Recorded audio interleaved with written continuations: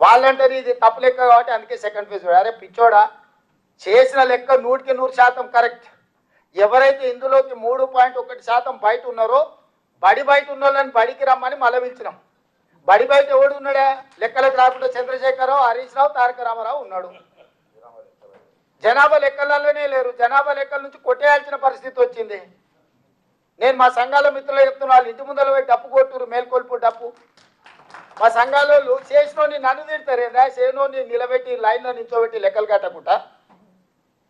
ఇవాళ బీసీ సంఘాలకు నా విజ్ఞప్తి ఒకటి, అరే ఇంత కష్టపడి మీకోసం తల బగల కొట్టుకొని మీకు ఏదో ఒకటి చేయాలా, మా నాయకుడు చెప్పిండు, దీన్ని ఎట్లో గట్లా ఒక పట్టాలు ఎక్కించాలని నేను ప్రయత్నం చేస్తే మళ్ళీ నన్నే రాళ్ళతో కొడుతారు.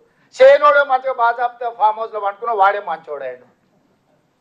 తండ్రి చేయడు, కొడుకు చేయడు, అల్లుడు చేయడు, లెక్కలకే రావంటారు, మీరు లెక్కనే లేరంటారు. వాళ్ళేమో మంచోళ్ళు అయిపోయారు. వాళ్ళ సంఘాల మీటింగులు వాళ్ళు పెడితే వాళ్ళ దగ్గరకు పోయి మనోళ్ళు కూర్చుంటారు.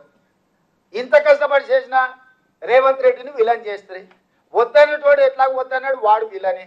కావాలన్న వాళ్ళకి మీకోసం పనిచేస్తే మీరు కూడా విలన్గా చూసినాక ఇంకా ఇంకా ఇంకా ఇక ఇక ఇది ఎట్లా ముందర పడుతుంది మీరు చెప్పురు. నాకు నష్టం మీకా నాకా? మరి ఇక మీరు దీన్ని కాపాడుకోకపోతే, మీరు వచ్చి అండగా నిలబడకపోతే, మీరు వచ్చి నా పక్కన నుంచొని మా ముఖ్యమంత్రి మా రేవంత్ రెడ్డి చేసింది 100% కరెక్ట్గా ఎవడరా చెప్పినోడు రా, లెక్క చేద్దాం రా, ఏ ఊర్లో ఏ వార్డులో ఏ సందులో తప్పుందో లెక్క చెప్పు, మేము వచ్చి నిలబడతామని మీరు కట్టబట్టుకొని నిలబడితే ఈ సమస్యకు పరిష్కారం దొరుకుతుంది. మీరు చూసి చూడనట్టు మాకెందుకులే అన్నట్టు ఉన్నారంటే ఇది పట్టాలు ఎక్కదు. దీని పట్టాలు ఎక్కించుకొని రైలును పరిగెత్తించి మీరు అనుకున్న గమ్యం చేరాలంటే ఇక మీదే బాధ్యత. నా బాధ్యత అయిపోయింది.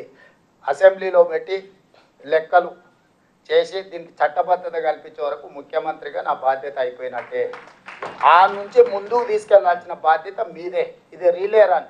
నేను ఇక మీ చేతికి అందిస్తున్నా. రన్నింగ్లో ఒక్కడే ఉరకకుండా నలుగురు ఉరుకుతారు కదా, రీలే రన్ 4x4. ఇక నేను మీకు అందే చెప్తా. రేపు అసెంబ్లీలో చట్టం చేసి మీకు అప్పచెప్తే మీరు తీసుకొని దీన్ని ఎట్లా ముందుకు ఉరుకుతారో ఇంకా మీ ఇష్టం. ఈడున్న వాళ్ళందరూ స్టేక్ హోల్డర్స్.